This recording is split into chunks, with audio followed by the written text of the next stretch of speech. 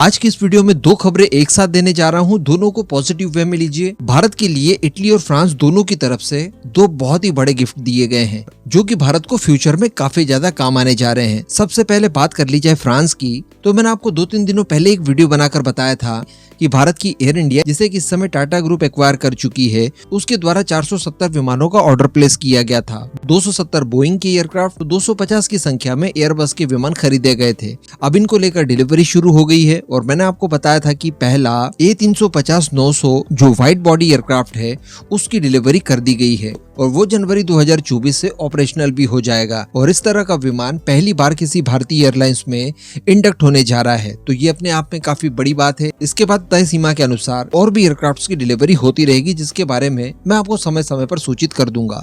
लेकिन इसी बीच दोस्तों एक और खबर निकल कर आ रही है। बताया ये जा रहा है कि अब एयर इंडिया, जो कि एक्चुअली टाटा ग्रुप की है, वो और फ्रांसीसी कंपनी एयरबस दोनों मिलकर एक ट्रेनिंग फैसिलिटी भारत में स्टार्ट करने जा रहे हैं, जिसमें 50-50% दोनों कंपनियों की भागीदारी होगी और इसके लिए शुरुआत में ही 3500 करोड़ रुपए का इन्वेस्टमेंट किया जाएगा। तो कुल मिलाकर संयुक्त रूप से एक ज्वाइंट वेंचर तैयार किया जाएगा और बताया जा रहा है कि ये साउथ एशिया का सबसे बड़ा प्रशिक्षण केंद्र होगा एयरबस के विमानों के लिए, क्योंकि वैसे भी एयरबस के विमान ज्यादातर भारतीय एयरलाइंस में इस्तेमाल किए जाते हैं। 270 तो एयर इंडिया ने ऑर्डर दिए हैं, इसके अतिरिक्त 500 की संख्या में इंडिगो द्वारा ऑर्डर किए गए हैं। इसके अतिरिक्त भी पुराने कई सारे एयरबस के विमान भारतीय एयरलाइंस में सेवारत हैं।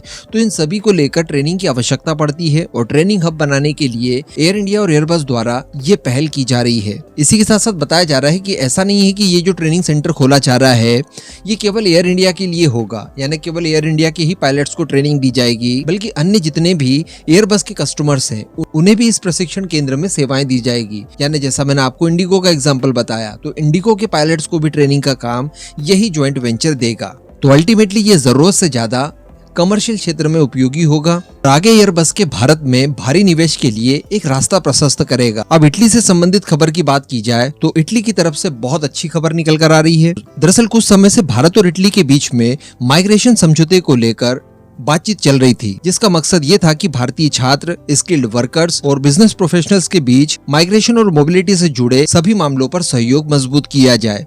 तो अब बताया जा रहा है कि प्राइम मिनिस्टर मोदी की अध्यक्षता में केंद्रीय मंत्रिमंडल द्वारा वेडनेसडे के दिन इस समझौते के ऊपर हस्ताक्षर करने के लिए विदेश मंत्रालय को अनुमति दे दी है। जी हाँ, तो इसके तहत बताया जा रहा है कि अब भारत का विदेश मंत्रालय इटली के साथ इस समझौते को लेकर साइन कर सकेगा।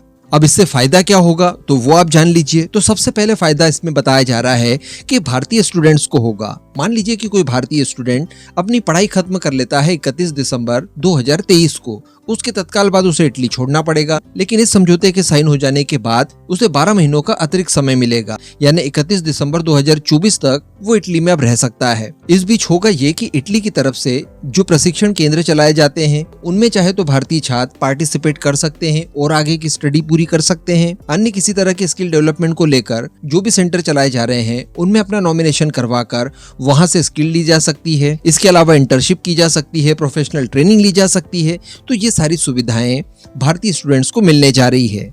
इसके साथ साथ बताया जा रहा है कि भारतीय वर्कर्स को इसी समझौते के तहत रिजर्वेशन कोटा भी मिलेगा। जी हाँ, और इसके तहत बताया जा रहा है कि 2025 तक के लिए लगभग 12,000 सीटों को लेकर भारतीय वर्कर्स को कोटा दिया जाएगा।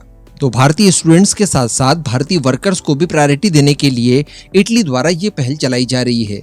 यानी हम लोग जिस तरह से पास्ट में भी बात कर चुके हैं कि ब्रिटेन हो, जर्मनी हो, अरब नेशंस हो, इजराइल हो, इन सभी के साथ भारत की जो जॉब एग्रीमेंट साइन हुए हैं, जिसके तहत भारत के स्किल्ड वर्कर्स इन देशों में जाकर अपना काम करेंगे, तो उसी तरह का एक समझौता ये भी है जिसमें भारत के वर्कर्स को प्रायोरिटी दी जाएगी काम के लिए और साथ ही भारत के स्टूडेंट्स को आगे बढ़ने के लिए, स्किल लेने के लिए और अन्य कई तरह की ट्रेनिंग वगैरह संबंधित और उसके बाद जॉब वगैरह के लिए प्रायोरिटी दी जाएगी। तो अल्टीमेटली भारत और इटली के रिलेशनशिप इन समझौतों के बाद और ज्यादा मजबूत होने के पूरे चांसेस दिखाई दे रहे हैं। वैसे हम लोगों ने कुछ समय पहले देखा इटली की नई प्राइम मिनिस्टर जॉर्जिया मेलोनी द्वारा चाइना के खिलाफ सख्त कदम लिए गए। BRI परियोजना को आगे नहीं बढ़ाया गया, उससे इटली को क्विट करवा दिया गया और उसके सीधे बाद भारत के साथ संबंधों को मजबूत करना। तो कहीं ना कहीं उन्होंने अपना इरादा स्पष्ट कर दिया है कि आने वाले समय में उनकी डेस्टिनी भारत होगा, ना कि चाइना।